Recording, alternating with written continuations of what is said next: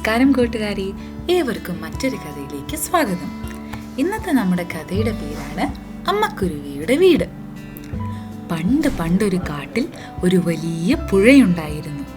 ഈ പുഴയിലായിരുന്നു ഒരു ആമ താമസിച്ചിരുന്നത്. പുഴയിലും തീരത്തുമായി ആമ കളിച്ചുല്ലസിച്ച് അവിടെ കഴിഞ്ഞു. അങ്ങനെയിരിക്കെ ഒരു ദിവസം പുഴയുടെ തീരത്തുള്ള മരത്തിൽ ഒരു അമ്മക്കുരുവി കൂടുണ്ടാക്കുന്നത് ആമ കണ്ടു. ഉണങ്ങിയ ചെറിയ കമ്പുകളും ഇലകളും നാരുകളും ഒക്കെ കൊണ്ട് ദിവസങ്ങളെടുത്താണ് അമ്മക്കുരുവി തന്റെ കൂട് നിർമ്മാണം പൂർത്തിയാക്കിയത്. ആമ പുഴക്കരയിലിരുന്ന് അതെല്ലാം കാണുന്നുണ്ടായിരുന്നു. കൂടുണ്ടാക്കി കഴിഞ്ഞതും അച്ഛൻ കുരുവിയും അമ്മക്കുരുവിയും തന്റെ 3 കുരുവി കുഞ്ഞുങ്ങളും ഒക്കെയായി അവർ ആ വീട്ടിൽ താമസവും തുടങ്ങി. അമ്മക്കുരുവിയുമായി ആമ പെട്ടെന്ന് തന്നെ ചങ്ങാത്തത്തിലായി.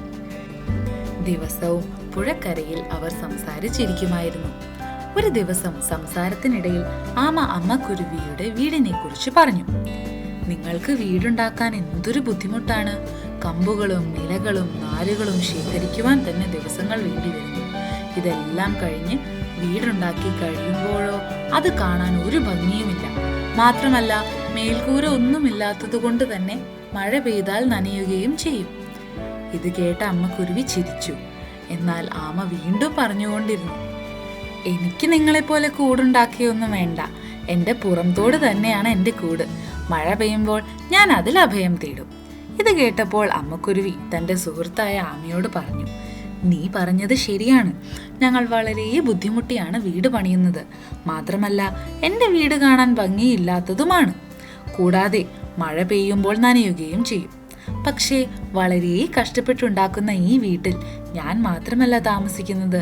ഞാനും എൻ്റെ കുഞ്ഞുങ്ങളും അവരുടെ അച്ഛനും എല്ലാവരും വളരെ സ്നേഹത്തോടെയും സന്തോഷത്തോടെയും ഒത്തൊരുമയോടും കൂടെയാണ് താമസിക്കുന്നത്.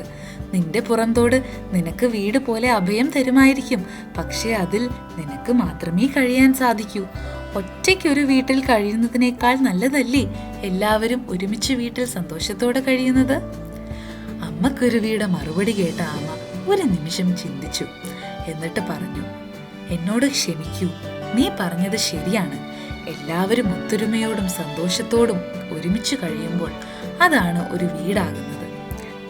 അങ്ങനെ വീടിനെ കുറിച്ചുള്ള തന്റെ ധാരണകൾ ആമ തിരുത്തുകയും ചെയ്തു. മാത്രമല്ല, അമ്മക്കുരുവിയും ആമയും നല്ല സുഹൃത്തുക്കളായി പിന്നെയും ഒരുപാട് നാൾ ആ കാട്ടിൽ കഴിഞ്ഞു. അപ്പോൾ ഇന്നത്തെ കഥയുടെ ഗുണപാഠം എന്താണ്? എല്ലാവരും ഒത്തൊരുമയോടും സന്തോഷത്തോടും കഴിയുന്ന ഒരു കുടിലാണ് ഏകാന്തമായ മാളികയേക്കാൾ നല്ലത്. അപ്പോൾ അടുത്ത കഥ കേൾക്കാൻ വീണ്ടും വരിക.